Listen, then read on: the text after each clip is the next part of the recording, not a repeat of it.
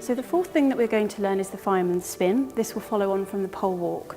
So make sure that your inside arm is up nice and high in a handshake grip, shoulders back and down. You're going to take a step forward with your inside leg, outside arm comes across the body, and make sure that you push away with that arm.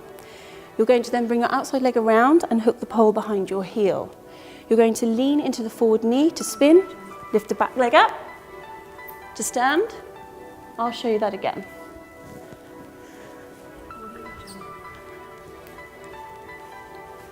Top tips for this move is to make sure that you're using your outside leg and bringing it around nice and quickly to prepare you for the spin, to give you lots of momentum.